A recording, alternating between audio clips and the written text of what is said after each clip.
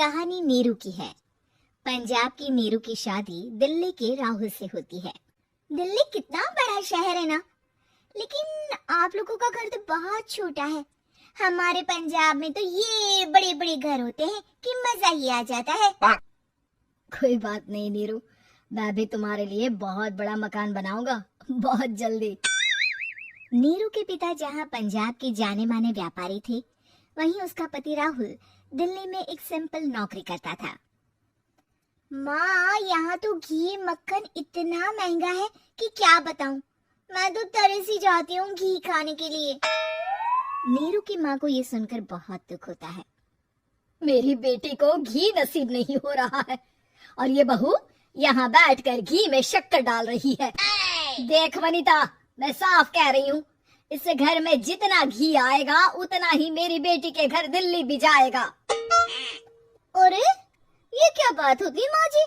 बेटी का उतना ही करो जो अच्छा लगे। अब क्या मायके से घी और मक्खन तक की सप्लाई करोगी आप? हाँ, मेरी बेटी किसी चीज को तरसे मुझसे बर्दाश्त नहीं होता। अब क्या था, नीरू के मायके में 2 किलो घी आता तो 2 किलो दिल्ली जाता नीरू के पास। एक दिन, माँ बड़ी गर्मी पड़ती है दिल्ली में। इस घर में तो एक ही एसी है और वो भी ड्राइंग रूम में। सारा परिवार एक ही कमरे में सोता है। हाँ बेटा, वो तो हर घर की कहानी है। यहाँ भी एक ही एसी है। अरे बिल इतना आता है कि क्या बोलूं। तभी वहाँ राकेश आ जाता है। माँ, थोड़ी देर में यहाँ कुछ प्लम्बर आएंगे मेरे कमरे में एसी लगाने, जरा ध्यान से लगवा देना ना माँ।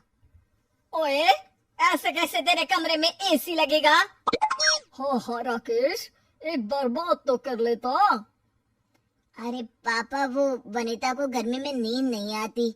ड्राइंग रूम में सबके साथ सोने में वो अनकंफर्टेबल है, इसलिए। अरे पूरे परिवार के साथ वहाँ तेरी बहन नीरू भी तो सोती है। वो नहीं हो रही क्या अनकंफर्टेबल? समझ रहा है ना? अगर एसी लगेगा तो एक दिल्ली में तेरी बहन के कमरे में भी लगेगा, तभी तू लगा सकेगा। राकेश वनिता को सारी बात बताता है। वनिता करती भी क्या, मन मारकर बैठ जाती है। माँ, ये लोग ठीक नहीं है, क्या करूं मैं? अरे बेटी, यहाँ आ जा, तू यहाँ आकर रह ले। अरे छोड़ दे ऐसे पति को। कैसे छोड़ दूं माँ? समाज क्या कहेगा, लोग क्या कहेंगे? वैसे भी मेरा एक बेटा है मयंक। अरे हटा बेटा, तेरी उम्र ही क्या है, इतनी परेशान रहेगी तो काम कैसे चलेगा। खैर, बात आई गई हो जाती है। माँ को लगता है कि नीरू ठीक है, तो वहीं नीरू के मन में एक ही लाइन चल रही होती है, यहाँ आजा। माँ ने तो बोल ही दिया है कि यहाँ आजा। बस मयंक थोड़ा सा बड़ा हो जाए, इन गरीबों को छोड़कर मैं वापस माँ के पास ही चली जाऊंगी। वो इसी सोच में बाजार में चल रही थी कि मैम, आपका दुपट्टा जमीन को छू रहा है। नीरू जैसे ही उस लड़की की तरफ देखती है, देखती ही रह जाती है। हाय रे, कितना सुंदर लड़का है ये। अब क्या हुआ? मैंने कहा आपका दुपट्टा। तो खुद ही उठाकर दे दो ना। लड़का समझ जाता है कि नीरू उस पर फिदा हो चुकी है। वो उससे उसका नंबर लेकर चला जाता है। अब क्या था, नीरू और रोहित में लगातार बातें होने लगती है। मैं हरियाणा का रहने वाला हूँ, यहाँ एक बड़ी कंपनी का मैनेजर हूँ। अच्छा, और कितने बच्चे हैं तुम्हारे? बच्चे? अरे मेरी तो शादी भी नहीं हुई है। तुम बताओ, शादी करोगी? नीरू शर्मा जाती है। अब लेकिन मैं तो पहले से ही शादीशुदा हूँ। मुझे फर्क नहीं पड़ता, बस तुम शादी कर लो, भाग चलते हैं। बहुत पैसे वाला हूँ मैं, हमेशा खुश रखूंगा तुम्हें।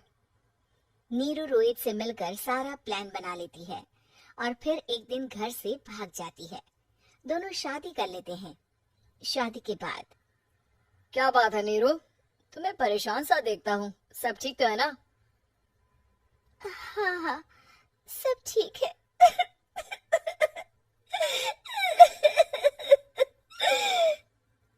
ये कहते कहते ही वो रोने लगती है। अरे क्या हो गया, रो क्यों रही हो? मैंने तुमसे एक बात छुपाई है और वही बात अब मुझे परेशान कर रही है। रोहित, मेरा एक बेटा भी है, उसका नाम मयंक है। क्या बात कर रही हो? ये तुमने मुझे पहले क्यों नहीं बताया? देखो नीरू, मेरी माँ को मैंने ये नहीं बताया है कि तुम शादीशुदा हो। बच्चा मैं मैनेज नहीं कर पाऊंगा। नीरू को समझ में नहीं आता कि वो क्या करे। तुम उस बच्चे को अपनी माँ को क्यों नहीं दे देती? नीरू चुपके से माँ को फोन करती है। माँ, क्या मयंक को तुम रख सकती हो? बेटा, मैं राकेश के साथ बात करती हूँ। आखिर घर का बेटा वही है, जो वो बोलेगा। वैसे भी बेटा, तूने जो किया है ना, उसके बाद से पूरा घर तेरी बुराई कर रहा है। मैं भी अब किसी से तेरे लिए लड़ नहीं सकती। राकेश बेटा, नीरू ने तो जो किया बहुत ही बुरा किया, लेकिन मैं सोच रही थी कि क्यों ना मयंक को हम यहाँ ले आए। तभी वनीता बोल पड़ती है। वाह जी, ऐसे कैसे यहाँ ले आए? यहाँ क्या भंडारा भरा है?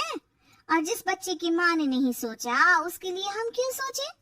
नीरू को एक बार तो अपने बच्चे के बारे में सोचना चाहिए था ना।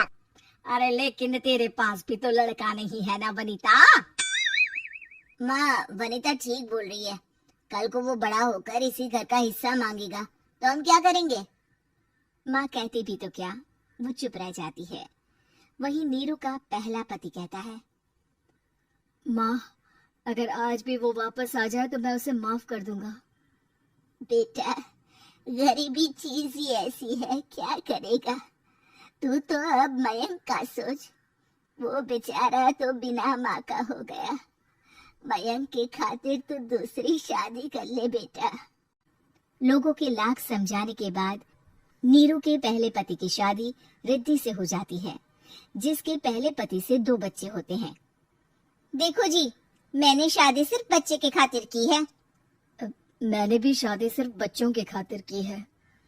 वहीं नीरू के दूसरे पति के मन में ये बात घर कर जाती है कि नीरू एक मासूम बच्चे को उसके खातिर छोड़ कर आई है। अब देखो नीरू, मुझे लगता है कि जो औरत अपनी कोख का बच्चा छोड़ सकती है, वो तो कुछ भी कर सकती है। कल को तुम्हें मुझसे अच्छा कोई मिल गया तो तुम तो मुझे भी बाय बाय कर दोगी ना। नीरू को अब उसका दूसरा पति ताने देना शुरू कर देता है।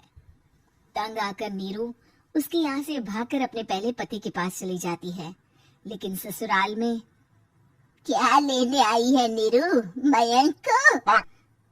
नहीं नहीं सासू माँ, मुझसे गलती हो गई, मुझे माफ कर दीजिए। नीरू, अब वक्त खत्म हो गया है, मेरी शादी हो चुकी है। तो छोड़ दो ना उसे, हमारा बच्चा है। मैं आपको अपनी माँ नहीं मानता, मेरी नहीं मान तो बात पूछिए।